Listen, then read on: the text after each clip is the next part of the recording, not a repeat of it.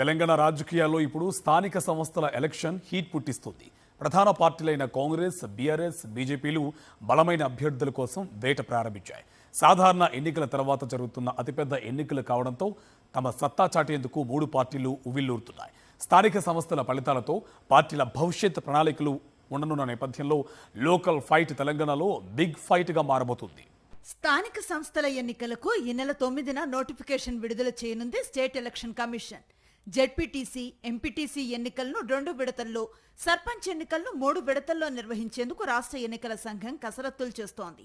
Local fight ను సవాల్గా తీసుకున్న ప్రధాన రాజకీయ పార్టీలు అభ్యర్థుల ఎంపికపై తలమునకలైపోయాయి. ప్రస్తుత రాజకీయ సమీకరణలను దృష్టిలో ఉంచుకొని జెడ్పీటీసీ, ఎంపీటీసీ, సర్పంచ్ అభ్యర్థులను ఎంపిక చేసే పనిలో ఉన్నాయి. ఇప్పటికే కాంగ్రెస్, బీఆర్ఎస్, బీజేపీలు ఎన్నికలకు వ్యూహాలు రచిస్తున్నాయి. అధికారంలోకి వచ్చి త్వరలో 2 ఏళ్లు పూర్తి చేసుకోబోతున్న కాంగ్రెస్ పార్టీ స్థానిక సంస్థల ఎన్నికలను సీరియస్ గా తీసుకుంది. ఇప్పటికే ఇన్ఛార్జ్ మంత్రుల నేతృత్వంలో ఉమ్మడి జిల్లాల వారీగా సమీక్షా సమావేశాలు నిర్వహించి ఎన్నికల ప్రచారం, అభ్యర్థుల ఎంపికపై చర్చించింది. అభ్యర్థుల ఎంపికకు సంబంధించి ఇప్పటికే పలు సూచనలు జిల్లా నాయకత్వానికి పంపింది టీపీసీసీ. సర్పంచ్, ఎంపీటీసీ అభ్యర్థుల వ్యవహారం అంతా డీసీసీల పర్యవేక్షణలో జరుగుతుంది.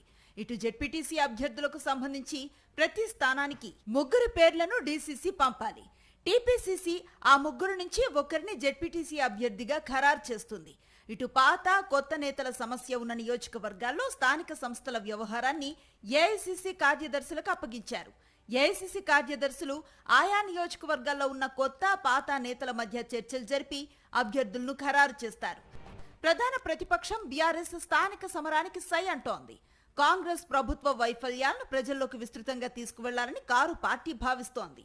బీజేపీ బలంగా ఉన్న ఉమ్మడి నిజామాబాద్, ఆదిలాబాద్ జిల్లాలపై బీఆర్ఎస్ స్పెషల్ ఫోకస్ పెట్టాలని డిసైడ్ అయ్యింది.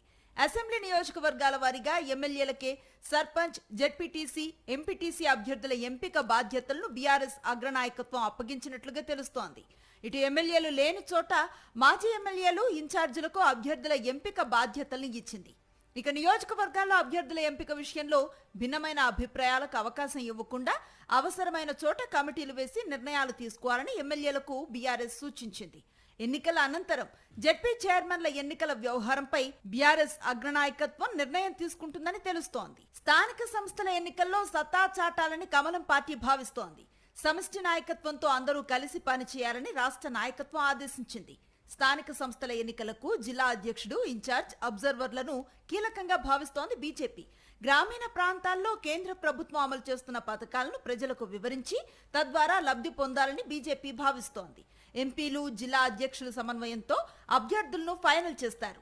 ఎంపీలు లేని చోట జిల్లా అధ్యక్షులు అభ్యర్థులను నిర్ణయిస్తారు. అందరితో చర్చించిన తర్వాత అభ్యర్థులను ఖరారు చేయాలని జిల్లా అధ్యక్షులకు రాష్ట్ర నాయకత్వం స్పష్టమైన ఆదేశాలు జారీ చేసింది. స్థానిక సంస్థల ఎన్నికలను సీరియస్ గా తీసుకుంటున్న కాంగ్రెస్, బీఆర్ఎస్, బీజేపీలు అభ్యర్థుల ఎంపిక మొదలు ప్రచారం వరకు అన్నింటి విషయంలో జాగ్రత్తలు తీసుకుంటున్నాయి. మరి స్థానిక సమరంలో ఏ పార్టీ పై చేయి సాధిస్తుందో తెలియాలంటే కొద్ది రోజులు ఆగాల్సిందే.